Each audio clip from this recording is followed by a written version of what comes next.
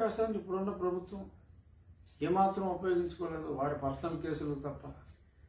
First 5-6 నెలల్లో 2 మీటింగులు పెట్టడం జరిగింది. ఆ తర్వాత ఎంపీలకి, అంటే నన్ను పిలవకపోయినా మీటింగ్ పెట్టాడో లేదో అయితే మాకు తెలుస్తుంది కదా. ఒక్క మీటింగ్ అంటే ఒక్క మీటింగ్ కూడా పార్లమెంటు సమావేశాలకు ముందు పెట్టలా. ఉన్నత 3 సభ్యులైనా చంద్రబాబు నాయుడు గారు ఒక్కసారి పార్లమెంట్ వాళ్ళకున్న సభ్యులతో ప్రతి సమావేశానికి ముందు మీటింగ్ పెట్టడం మానలా. ఈ మహానుభావుడు ఒక్క మీటింగ్ కూడా పెట్టలేదు. పెట్టిన 2 మీటింగుల్లో కూడా చులకనగా మాట్లాడటం, మేము ఏదన్నా మాట్లాడాలి అంటే మంత్రులను కలవాలంటే మీరు కలవడానికి వీల్లేదు, సాయన్న మిత్రులతోనే కలవాలి అని చెప్పి దగ్గర రెస్ట్రిక్షన్లు పెడతాం. అసలే ఎంపీ వ్యవస్థని పూర్తిగా నిర్వీర్యం చేయటం జరిగింది.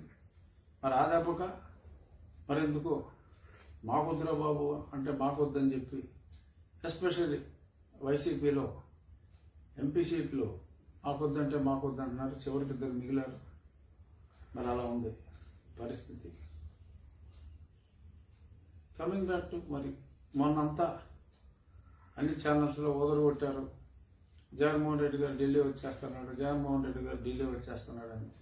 నేను మొన్న మాట్లాడినప్పుడే చెప్పా, వస్తానంటున్నాడు, అపాయింట్మెంట్ అడిగాడు ఈయన. కానీ అపాయింట్మెంట్ ఇవ్వరు నాకున్న సమాచారం మేరకు. Not only they are busy, మరి 5వ తారీఖు కేసు వచ్చే సమయంలో మరి ఇప్పుడు ఇతనికి అపాయింట్మెంట్లు ఇవ్వటం, ఇవేమి జరగని పనులు.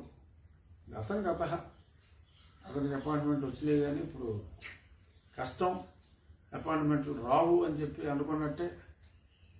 రాలేదుగా, ఇంకా ఫిక్స్ కూడా కాలేదు. అది కాదనే నేను అనుకుంటున్నా.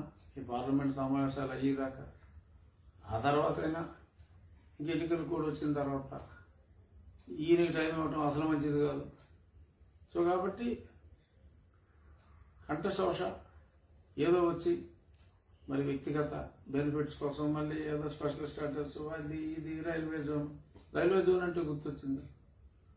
మరి మంత్రి గారు ఇవాళ కూడా పత్రికా సమావేశంలో చెప్పారు, నాకు అంతకుముందే కూడా చెప్పారు కలిసినప్పుడు, మేము రెడీగా ఉన్నాం, స్థలం ఇవ్వమన్నాం, ఆ స్థలం ఇవ్వట్లేదు కాబట్టి మేము వర్క్ స్టార్ట్ చేయలేకపోతున్నాం.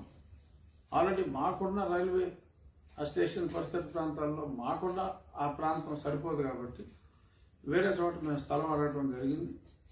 They were not at all interested to give the land. ఆ స్థలం ఎప్పుడు ఇస్తే అప్పుడు మేము పని మొదలు